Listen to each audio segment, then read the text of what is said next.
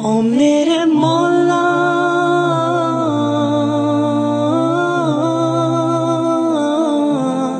او میرے مولا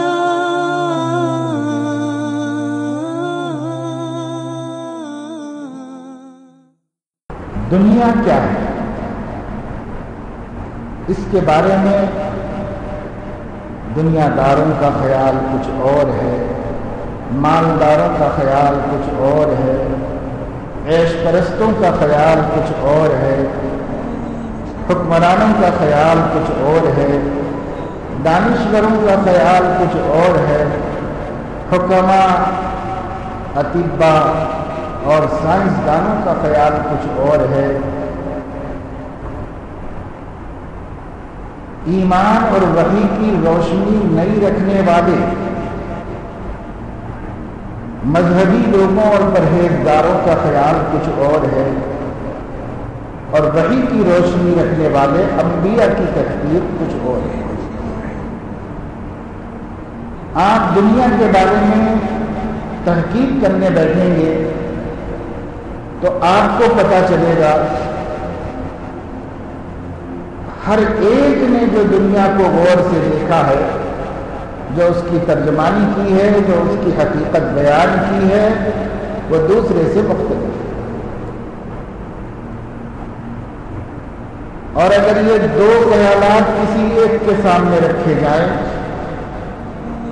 تو وہ دونوں میں سے کسی ایک کو صحیح کہہ سکے گا اور کسی ایک کو غلط کہہ سکے گا۔ اس کے برخلاف جب ہم دنیا کی حقیقت کو دنیا کے پیدا کرنے والے سے معلوم کرنا چاہیں تو پیغمبر کی طرف رجوع کرنا پڑتا ہے، اور پیغمبر پر جو اللہ کا کلام نازل ہوا ہے اس میں غور کرنا پڑتا ہے، تو سب سے سچی بات کا ہم کو پتہ چل جاتا ہے، اور ایسا علم حاصل ہوتا ہے جس علم میں دھوکے کا کوئی سوال پیدا نہیں ہوتا۔ ہم یہ جانیں کہ دنیا کیا ہے جس میں کسی کو کچھ دن رہنے کو بھی نہیں ملتا۔ بچے پیدا ہوتے ہیں، ان کے ارمان تو کچھ نہیں ہوتے، لیکن ان کے ماں باپ کی آرزویں ان کے ساتھ وابستہ ہوتی ہیں کہ یہ صحت مند رہیں، پلیں، بڑھیں اور بڑی عمر پائیں اور جیتے رہیں، دنیا سے فائدہ اٹھاتے ہیں۔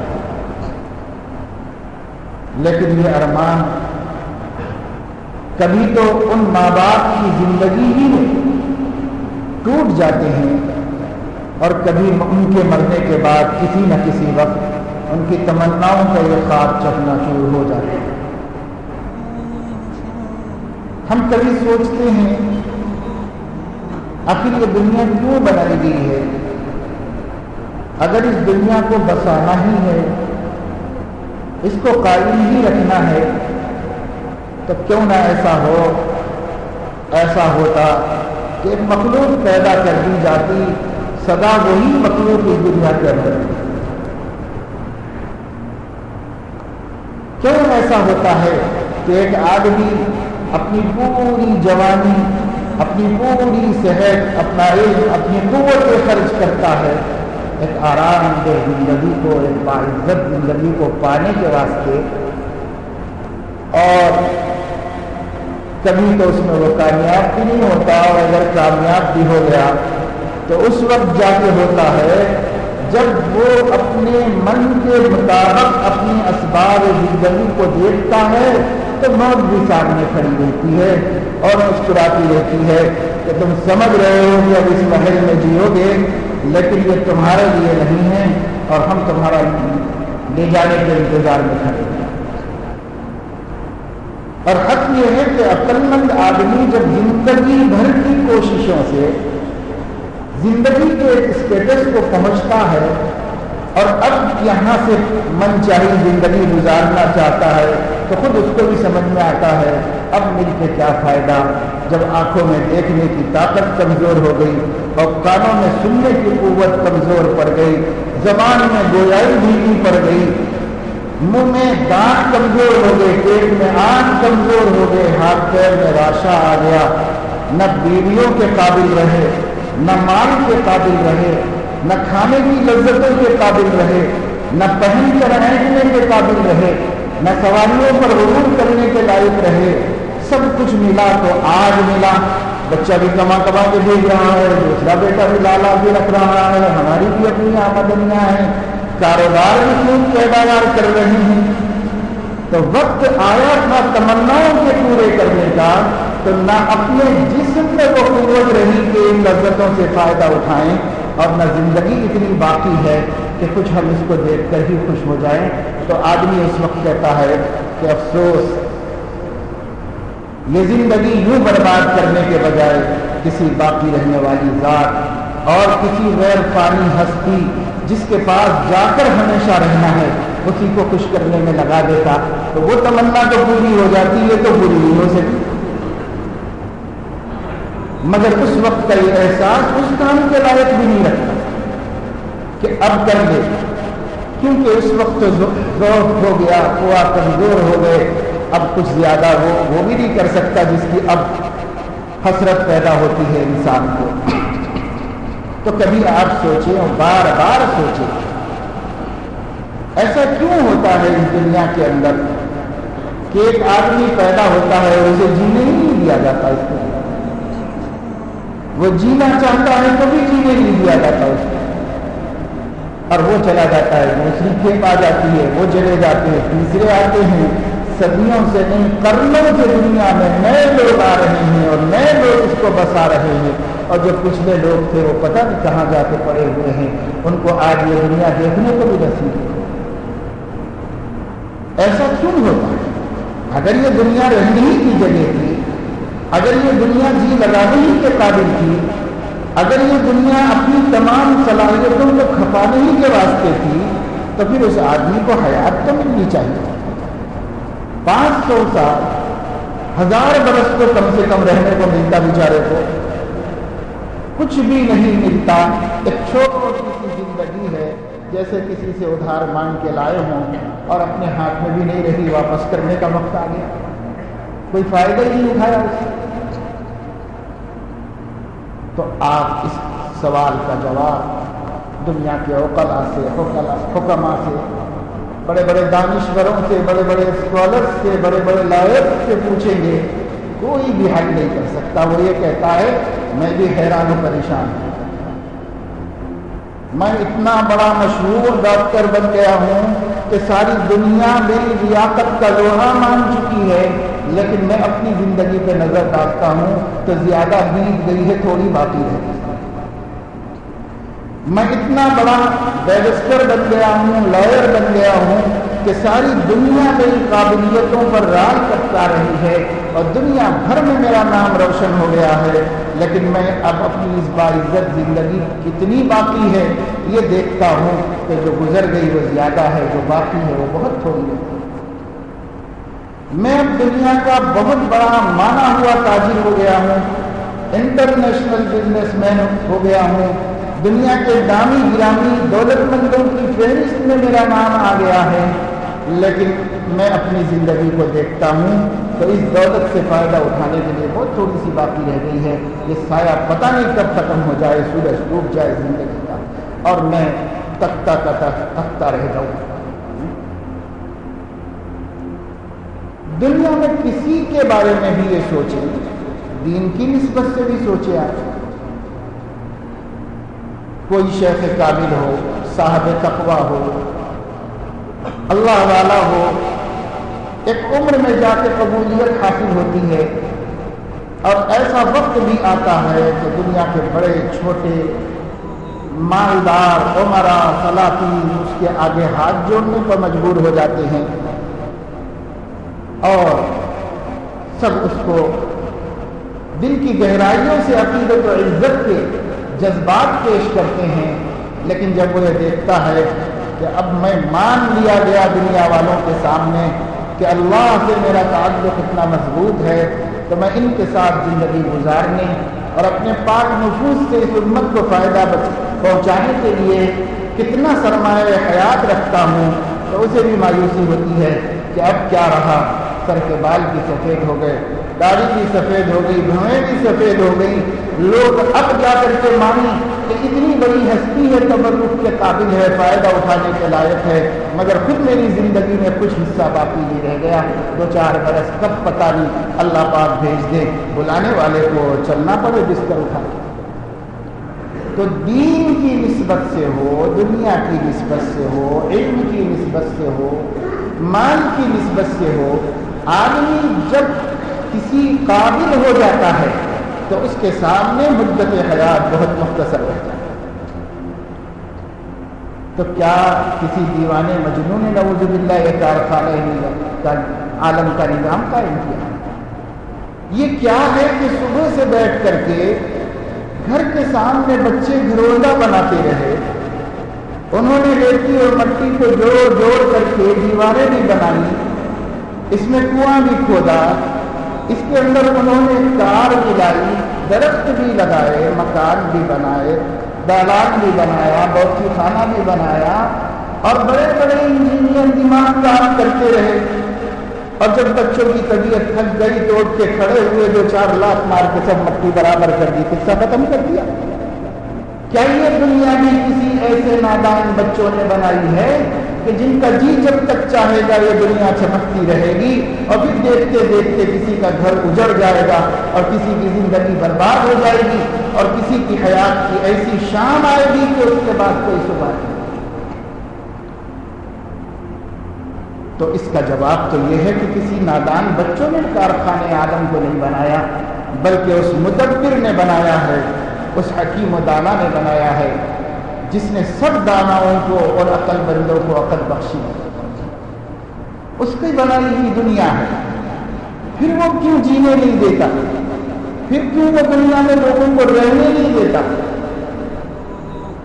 تو آپ قرآن سے پوچھیں گے، قرآن سے زیادہ صحیح طریقے پر کوئی بھی نہیں بتا سکتا۔ آپ نبی سے پوچھیں گے،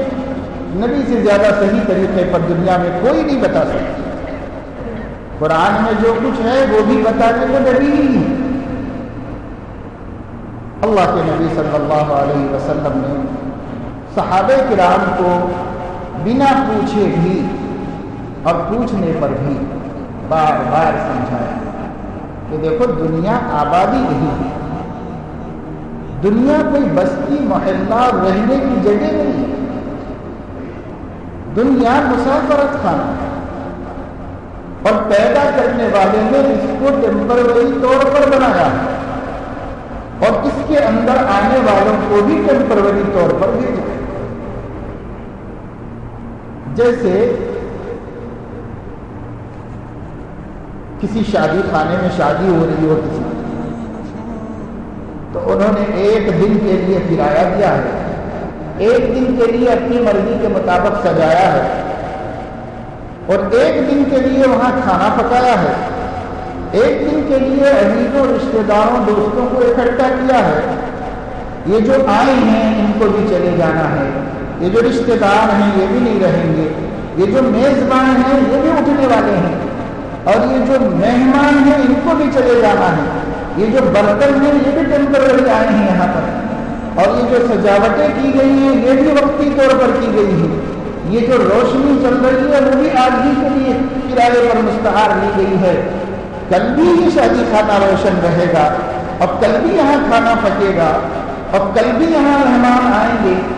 کل بھی یہاں جوش و جنون منایا جائے گا، لیکن وہ ہمارا نہیں ہوگا، کسی دوسرے خاندان کا، کوئی اور خاندان یہاں پر ہوگا اور ہم نہیں۔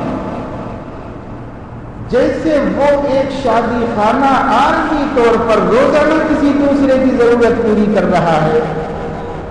یہ دنیا کا شادی خانہ بھی عارضی طور پر ہر صدی میں ایک نسل کی ضرورت پوری کرے گا، اس کے بعد یہاں دوسری ہی نسل ہوگی، کل والا کوئی مہمان نظر نہیں آئے،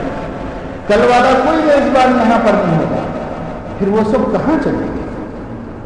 کل والے لوگ جو یہاں خوشی منا رہے تھے، یہاں پر کپڑے پہن کر آئے تھے، یہاں خوشبوئیں مہکا رہے تھے، یہاں پر کرسیاں بچھا رہے تھے، یہاں پر اسٹیج سجا رہے تھے، یہاں پر پھول مالائیں چڑھا رہے تھے، یہاں پر ایک دوسرے کو مبارکباد دے رہے تھے، کھا رہے تھے کھلا رہے تھے وہ سب کہاں چلے گئے؟ تو کہا جائے گا کہ وہ یہاں ایک ہی دن کے لیے آئے تھے، جس گھر سے آئے تو اس گھر کو واپس چلے گئے۔ ہم بھی اس دنیا میں وقتی طور پر آئے ہیں، کسی گھر کو چھوڑ کر آئے ہیں، اس اپنے گھر کو واپس چلے گئے۔ قرآن یہ کہتا ہے کہ یہاں کوئی رہنے کے لیے نہیں آئے۔ انسان کو چاہیے کہ خیال قضا رہے، ہم کیا رہیں گے جب نہ رسول خدا رہے۔ کسی کو رہنا نہیں ہوا اس دنیا میں۔ رسول اللہ کی برکتیں قیامت تک رہیں گی، لیکن رسول اللہ کے وجود مبارک کو بھی یہاں سے ہٹایا گیا اور سب کو ہٹایا جاتا ہے، کسی کو یہاں پر نہیں رکھا جاتا۔ اس لیے ہم جب دنیا کی اس حقیقت کو سمجھ لیں گے کہ یہ سرائے میر عالم ہے، یہاں ٹکنا کسی کو نہیں ہے، آنا ہے اپنے کام کرنا ہے، آگے بڑھ جانا ہے اور نکل جانا ہے، تو پھر ہماری دنیا کی یہ زندگی اس طرح نہیں گزرے گی جیسے اب گزر رہی ہے۔ اب وطن کی فکر پیدا ہو جائے، بھائی یہاں رہنا نہیں ہے تو وہ سب وہاں خرچ کرنا ہے، وہاں کے لیے تیاری کرنی ہے، وہاں کے لیے کمانا ہے، اس گھر کو آباد کرنا ہے، وہاں کا باغ سجانا ہے، وہاں کے لیے جدوجہد اور محنت کرنی ہے۔ یہاں کیا کرنا ہے بھائی؟ یہاں تو رہنا ہی نہیں ہے تو کیا کرنا ہے؟ سردی ہو رہی ہے تو سردی اتنا سامان کر لو، گرمی سے بچنے کا سامان کر لو، بارش سے بچنے کا سامان کر لو، بس اس سے زیادہ کیا؟ اپنا گھر ٹپک رہا ہے تو آدمی 10-20 ہزار میں 10-20 لاکھ بھی خرچ کر سکتا ہے اگر اللہ نے اس کو دیا ہے۔ لیکن کسی ہوٹل میں کھانا کھانے گیا تھا اور وہ ٹپک رہی ہے چھت اس کی، تو وہ 2 پیسے بھی خرچہ نہیں کرے گا، اپنے کچھ کپڑا وپڑا لے کے پیپر کاغذ لے کے سر توڑ کے جلدی سے کھا لے گا اور کہے گا کہ بھائی یہاں کیوں میں لگاؤں، میں یہاں رہنے کے لیے آیا ہوں کیا؟ میرے گھر میں کچھ نقصان ہوگا تو خرچ کروں گا۔ یہ کس کا گھر ہے؟ پرائے گھر پر ہم اپنی دولت خرچہ نہیں کرتے، کیونکہ عقل مند ہیں۔ اس دنیا میں جو لوگ اپنا جی لگا رہے ہیں، اس دنیا سے جو لوگ اللہ کو ناراض کر رہے ہیں، اس دنیا کے ذریعے سے جو لوگ اپنی آخرت کو ٹی کر رہے ہیں، وہ عقل مند نہیں ہیں، وہ نادان ہیں، بے وقوف ہیں۔ اس دنیا میں سب سے زیادہ قابل رحم ہیں، چاہے وہ ارب پتی ہوں کھرب پتی ہوں، سب سے زیادہ قابل رحم بے وقوف ہوں۔ ان کی طرف توجہ دینے کی ذکر ہے، ضرورت ہے، ان کے آنکھوں سے پردہ ہٹانے کی ضرورت ہے۔ بیچارے دھوکہ کھا گئے، پہچان ہی نہیں سکے کہ کیا ہے دنیا۔ قل متاع الدنیا الا قلیل، آپ فرما دیجئے کہ دنیا کی زندگی بہت تھوڑی سی۔ وما هذه الحیات الدنیا الا لہو ولعب، دنیا کی زندگی تو بچوں کا کھیل ہے، دیکھتے دیکھتے ختم ہو جائے گا۔ اور اسی طرح اللہ رب العزت نے فرمایا کہ دنیا کی زندگی کے ساز و سامان وہ مختصر سا متاع ہے۔ مفسرین فرماتے ہیں عربی زبان میں متاع کہتے ہیں ایک دن کی زندگی کی ضروریات۔ آج صبح ہوئی تو شام تک آدمی کو کیا ضرورت پڑے گی؟ دھوپ نکلے گی تو کوئی سایہ چاہیے، تھک جائے تو سونے کے لیے کوئی بستر چاہیے، بھوک لگے تو کھانا چاہیے، پیاس لگے تو پانی چاہیے۔ آج صبح ہوئی ہے تو شام تک کے لیے ہمیں کیا چاہیے؟ جو ایک دن کی زندگی کی ناگزیر ضرورت ہے، جس پر جینے کا دار و مدار ہے، عربی میں اس کو متاع کہتے ہیں۔ اللہ نے پوری زندگی دنیا کی 80، 90، 100 برس کی جو بھی ہو اس کو متاع بس یہ اتنا ہے جیسے تمہاری آج کی ضروریات زندگی، اس سے بڑھ کے کچھ بھی نہیں، مگر تم اسی کو سب کچھ سمجھ کے بیٹھے ہو، اسی پر اپنی زندگی کھپا رہے ہو، برباد کر رہے ہو، تو پھر بھیجا کیوں گیا ہے اس چھوٹی سی دنیا میں؟ تو فرمایا اس لیے بھیجا گیا ہے کہ یہاں تم بندگی کا امتحان دے کر اپنے وطن میں باعزت اور باراحت زندگی کا اپنے لیے اللہ سے فیصلہ کرا، تمہارا وطن ہم بنا دیں گے اگر تم یہاں مسافرت میں ہم کو خوش کر دو۔ یہ ہے امتحان گاہ، یہاں صرف ہم پرچہ لکھنے کو آئے ہیں، یہاں ہم کو کچھ پریکٹیکل مضامین ہیں اور کچھ تھیوری ہے، کچھ لکھنا ہے، کچھ عملی طور پر بتانا ہے۔ فرشتے ہماری پوری زندگی کو محفوظ کر رہے ہیں، اور یہ کام اللہ کے نزدیک اتنا ضروری ہے کہ باوجود یہ کہ فرشتے تھکتے نہیں، اور باوجود یہ کہ فرشتوں کو کوئی بڑے سے بڑا کام مشکل نہیں، ہزاروں برس کنٹینیو کام کر سکتے ہیں، پھر بھی اللہ تعالیٰ نے اعمال نامہ لکھنے والے فرشتوں کو ڈیوٹی پر لگایا اور شفٹنگ پر رکھا کہ صبح آنا، جب سورج نکلے تو 2 آئیں گے اور اچھے برے کو لکھتے رہیں گے، جب سورج ڈوبے گا تو یہ چلے جائیں گے، دوسروں کی شفٹ شروع ہوگی، دوسرے نئے 2 فرشتے آئیں گے، شام ختم ہو جائے گی، پھر صبح ہوگی تو پھر یہ 2 چلے جائیں گے، 2 دوسرے آئیں گے، اور یہ صبح سے شام تک 1 فرشتہ اور شام سے صبح تک 1 فرشتہ لکھے گا، تاکہ بندوں کو معلوم ہو جائے کہ ان کا مولا ان کی زندگی کا ریکارڈ بنانے کے لیے ایسا مضبوط نظام بنایا ہوا ہے کہ اس سے بچنے کا کوئی سوال نہیں ہے۔ سب کچھ محفوظ ہو رہا ہے، سب کچھ اللہ کے سامنے ہے۔ ڈیٹا کا دور ہے، آج کے سب سارا ڈیٹا محفوظ ہے، سب محفوظ ہے، پوری آفس محفوظ ہے، اور آفس کو لے کے پھر رہے ہیں اپنے ساتھ۔ اللہ کہتے ہیں چھوٹے چھوٹے آلے نکل گئے ہیں، ہمارے پین کے اندر ایک چھوٹا سا آلہ بنا دیا گیا ہے، ایک چند سینٹی میٹر کا بھی نہیں ہے، وہ ہمارے پورے آفس کو محفوظ کر لے رہا ہے، اور پھر اس کو ہم اپنے پین میں محفوظ کر کے لگا کے دنیا بھر میں کہیں جا رہے ہیں، میرا آفس اور آفس کا پورا ڈیٹا میرے ساتھ چل رہا ہے، اور خدا جانے آئندہ اور کیا کیا ہونے والا ہے۔ اللہ دکھا رہے ہیں کہ خدا تعالیٰ کی تعلیمات کو اور نبی کی خبروں کو جھٹلانے والوں کہ اللہ کیسے ریکارڈ بنائے گا، اللہ کیسے ہماری زندگی کی صبح و شام کو محفوظ رکھے گا،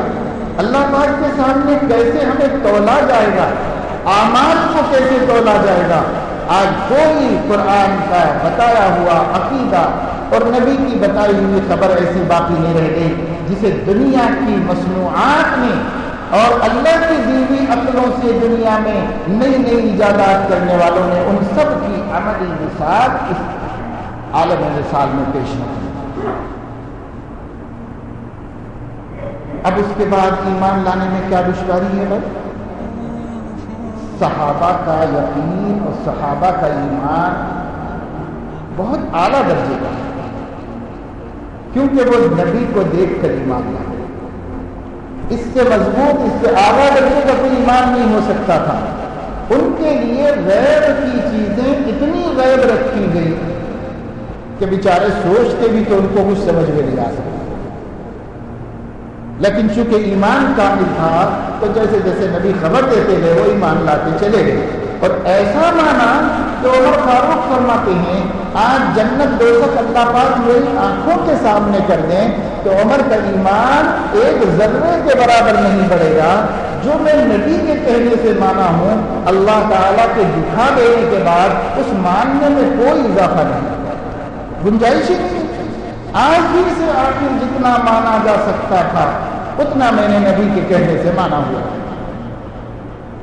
لیکن ہمارے ایمان اس پائے کے نہیں، کیونکہ ہم نبی سے بہت دور آ گئے۔ نبی کا زمانہ 1500 برس تقریباً پیچھے چلا جائے، ان کے زمانے سے ایک ایک منٹ دور ہونے والے کے ایمان پہ بھی اثر پڑتا ہے۔ ہم تو صدیوں دور ہو چکے ہیں نبی کے زمانے سے، تو ہمارا ایمان کیسا ہے؟ اللہ پاک نے اس وجہ سے جتنی غیب کی خبریں دی گئی تھی ان غیب کی باتوں کا پاسبل ہونا، ممکن ہونا اللہ نے عالم مثال میں دنیا میں کھول دیا، اپنی قدرت کی کتاب کھول دی ہے اللہ تعالیٰ نے دنیا میں۔ اور بتا دیا ہے کہ دیکھو نبی یہ کہتے ہیں تو تم کو یہ شبہ ہوتا ہے، نبی یہ کہتے ہیں تو تم کو یہ شبہ ہوتا ہے، کیسے شبہ کرو گے؟ اہل دنیا جب ان چیزوں کو ممکن بنا چکے ہیں تو ان دنیا والوں کو عقل کی بھیک دینے والا مالک وہ کیوں نہیں کر سکتا یہ سب کچھ؟ تمہیں کیا شبہ ہو رہا ہے؟ اب تو ایمان لاؤ خدا کے بندو، اب تو اپنے لیے اللہ سے تعلق مضبوط کر لو، اللہ تعالیٰ سے اپنے رشتے کو استوار کر لو، بندگی کی شان کامل اور مکمل کر لو، تمہارے لیے تو کام سہل ہو گیا، تمہارے لیے تو ایمان لانا آسان کر دیا گیا۔ صحابہ کے لیے بہت مشکل، لیکن ان کی قوت ایمانی اور نبی کے زمانے کی قربت سے جو ایک قوت، ایک اسپرٹ پیدا ہوتی ہے، اس کی وجہ سے ان کے لیے وہ آسان تھا اور ہمارے لیے یہ آسان۔ اور پھر قرآن کہتا ہے اللہ کی طرف سے یرید اللہ بکم الیسر، اللہ تمہارے لیے آسانیاں ہی آسانیاں پیدا کریں۔ تو کتنی آسانی کر دی دیکھو ایمان لانے۔ آپ سمجھ رہے ہیں کہ یہ دنیا میں جتنی مصنوعات وجود میں آ رہی ہے اور یہ ٹیکنیکل سائنس جو ترقی کر رہی ہے، اس ترقی کی وجہ،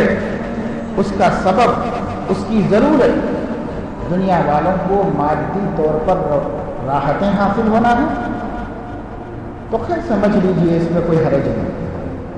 لیکن اللہ کے نزدیک اس پوری کی پوری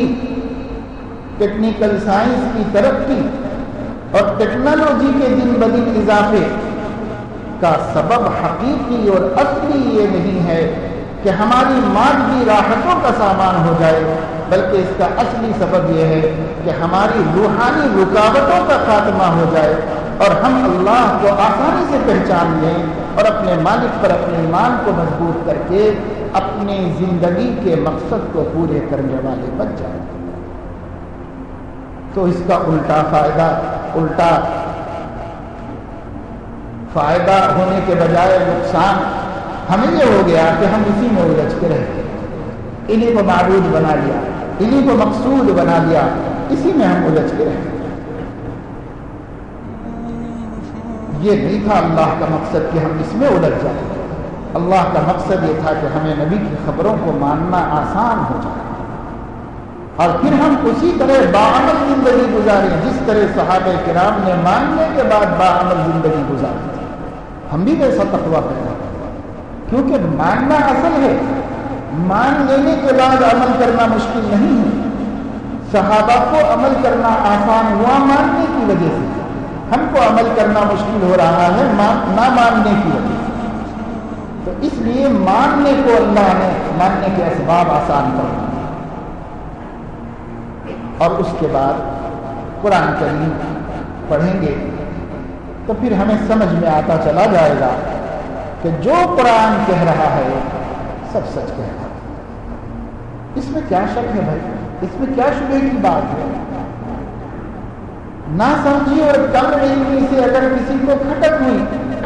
تو وہ اپنے سے زیادہ علم والے کی طرف رجوع کرے گا، وہ اس کو کلیئر کر دے گا، بات سمجھ میں آ جائے گی، اور جیسے جیسے مضبوط ہوتا جائے گا یقین نبی کی خبروں پر، ویسے ویسے ہمارا عمل سنت کے مطابق درست ہوتا چلا جائے گا اور آخرت کا رشتہ صحیح ہوتا چلا جائے گا، آخرت کی تیاری میں اضافہ ہوتا چلا جائے گا،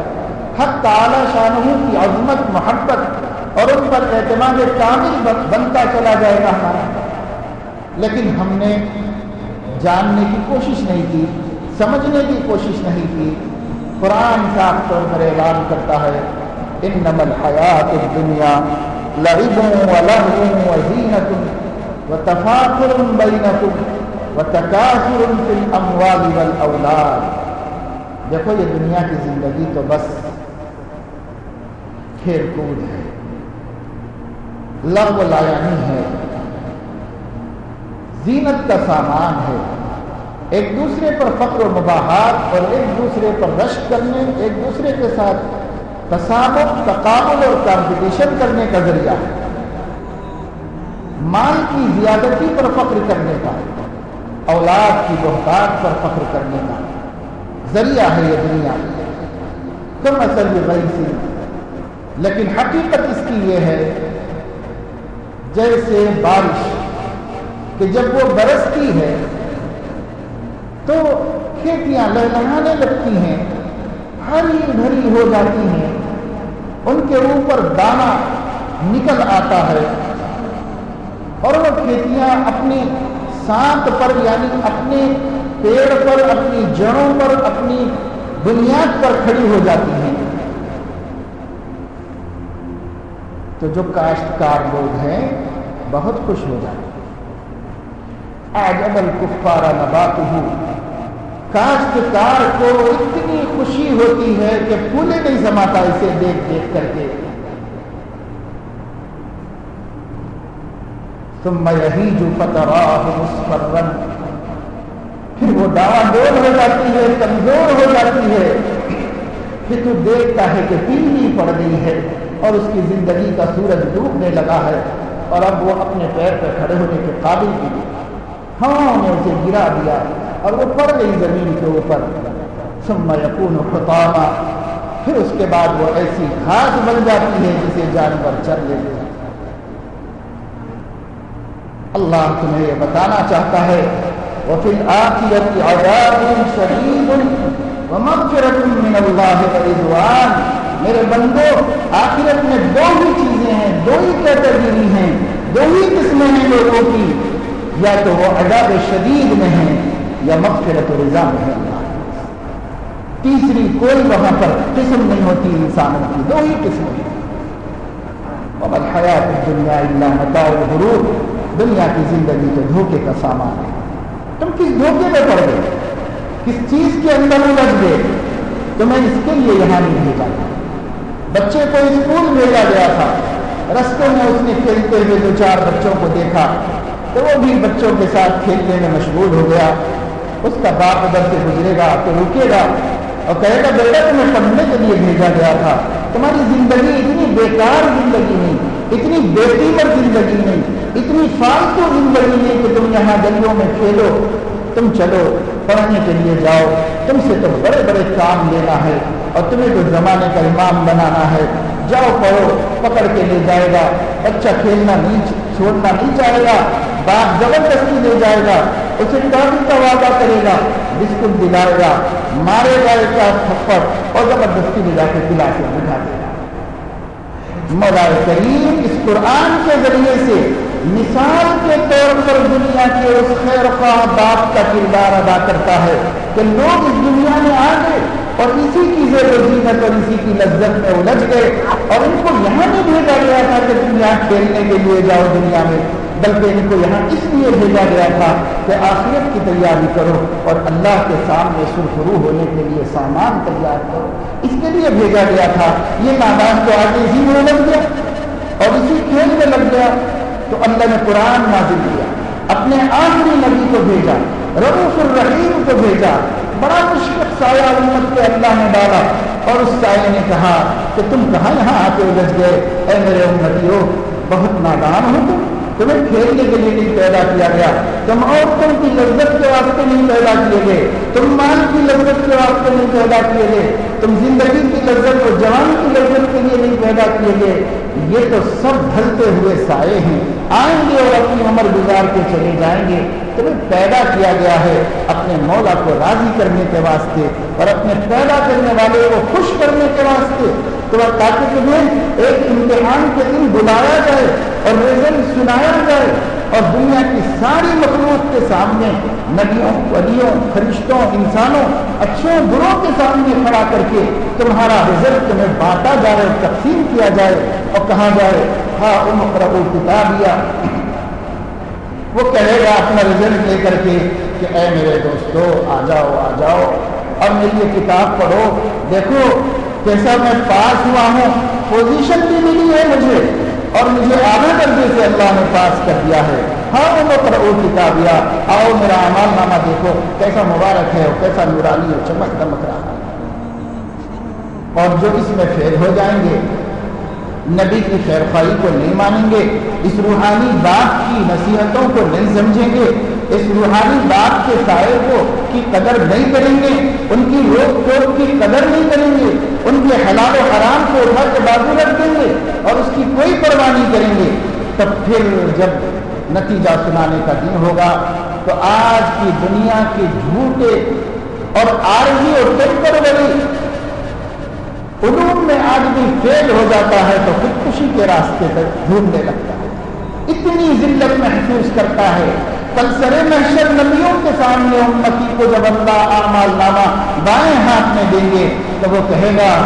یا لیتنی لم اوت کتابیا، اے کاش کہ مجھے یہ کتاب دی ہی نہ دی ہوتی، آج میرا رزق سنایا ہی نہ گیا ہوتا، کیسے میں آنکھیں اٹھاؤں اور کیسے رشتہ داروں کو دیکھوں اور کیسے دوستوں کے سامنے جاؤں اور کیسے نبی کو منہ دکھاؤں، اور میں کیا کروں؟ حیران ہوگا، پریشان ہوگا اور کہے گا انی ظننت ولم ادری ما حسابیہ، میں مانتا ہی نہیں تھا کہ حساب کا دن آنے والا ہے، میں مانتا ہی نہیں تھا کہ قیامت کا دن آنے والا ہے۔ اللہ تعالی ہمیں توفیق عطا فرمائے کہ ہم اپنے نبی کی اس مہربانی کو سمجھ سکیں۔ کسی کا باپ اس کا اتنا خیر خواہ نہیں، کسی کی ماں اس کی اتنی خیر خواہ نہیں، کسی کا پیر اتنا خیر خواہ نہیں، کسی کا استاد اتنا خیر خواہ نہیں، کسی کی حکومت اس پر اتنی خیر خواہ نہیں جتنے خیر خواہ اس امتی کے لیے اس کے نبی ہیں۔ ہم اپنے نبی کی خیر خواہیوں کو بحث میں بھی نہیں لائے، ہماری ٹاپک سے ہی خارج ہے کہ نبی کا ہمارا کیا رشتہ ہے، نبی کیوں آئے، وہ ہم سے کیا کہنا چاہتے ہیں، نبی کی ہم سے مانگ کیا ہے، اور میں ایک امتی وفادار ہوں تو نبی کی مانگ کو پورا کرنے کے لیے کیا کر سکتا ہوں۔ کبھی ہم نے اس پہ نہیں سوچا اور نہ کبھی باپ نے اس کی طرف توجہ دلائی آج کے زمانے کی، اور نہ کبھی ماں نے اس موضوع کو چھیڑا اور نہ کبھی ہم نے اس کو خود سے سوچنے کی کوشش کی۔ تو موت آ جائے گی سر پہ کھڑی، تب تو کوئی بھی نہیں آئے گا، نہ اماں آئیں گے نہ بابا آئیں گے، نہ کوئی دوست آئے گا نہ رشتے دار آئے گا، سب کے سب دور بھاگیں گے، اور جیسے ہی روح نکل جاتی ہے تو لوگ ہاتھ بھی لگانے کو تیار ہیں، ہاتھ بھی نہیں لگاتے، مولوی صاحب لوگوں کو ڈھونڈتے پھرتے رہتے ہیں کہ کوئی ملا دے، نہ بیٹا ہاتھ لگانے کو تیار ہوتا ہے نہ باپ ہاتھ لگانے کو۔ ہمارے ہاتھ پر اگر قیمتی گھڑی ہے تو وہ تو رشتے دار اتار لیتے ہیں، ماں کے بیٹی کے گلے میں زیور ہے تو اس کو بھی برا نہیں سمجھتے، معیوب نہیں سمجھتے، اسے بھی نکال لیتے ہیں، جیب میں پاکٹ ہے تو وہ بھی نکال لی جاتی ہے، لیکن جو کپڑے پہنا ہوا تھا وہ کپڑا تو بہت دور کی بات ہے۔ بہت دفعہ ایسا ہوا کہ گھر والوں سے تولیہ مانگا گیا جسم پوچھنے کے لیے تو وہ توال دینے کے لیے بھی تیار نہیں، اس میں رہتا نہ مجھا کپڑا اس سے پوچھنے، کیوں مر گیا ہے، اگر یہ توال اس کو لگے گا تو توال کو پھینک دینا پڑے گا، اگر رکھیں گے تو گھر میں کوئی نحوست آئے گی، آفت آئے گی، لیکن وہ گھڑی اتارتے وقت کوئی آفت نہیں آتی، وہ سونا اتارتے وقت کوئی آفت نہیں آتی، صرف اس بات کو اس کا جسم پہنچنے کے لیے گھر کے استعمال کا کوئی نرم کپڑا دینے کے لیے نکل جاتے ہیں۔ جو لوگ ایسے وہمی زندگی گزارنے والے ہیں کہ یہ لوگ مرنے کے بعد کیا کریں گے،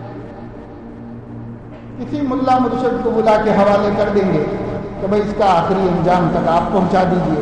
اور اس کی کمائی ہوئی دنیا ہم لے لیں گے، کام بنٹ جائے گا کہ سب یہ آپ لے لو یہ ہم لے لو۔ اللہ تعالی ہمیں احساس نصیب فرمائے۔ ہم کوشش کریں دوستو دنیا کی حقیقت کو پہچانیں، دنیا کی زندگی کو پہچانیں۔ ہمارے نبی نے اس کو ظل زائل فرمایا، جیسے دوپہر کے سورج کا سایہ ڈھل جاتا ہے ایسے ہی زندگی آدمی کی ڈھل جاتی ہے۔ یہاں ہمیں رہنا نہیں ہے، آگے جانا ہے، اور اس کائنات کو بھی رہنا نہیں ہے۔ جیسے ہماری موت آ رہی ہے ایک دن اس عالم کے باغ و بہار کو بھی موت آ جائے گی، اور اللہ کے سامنے کھڑے ہونا ہے، زندگی کا حساب دینا ہے۔ اللہ اپنے کرم سے ہمیں یہ بات سمجھا دے تاکہ ہماری غفلتیں ختم ہو جائیں،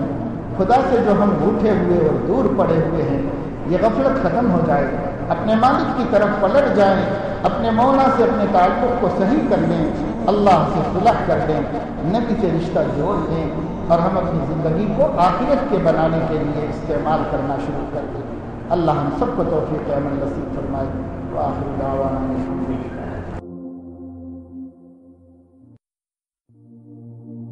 الحمد للہ۔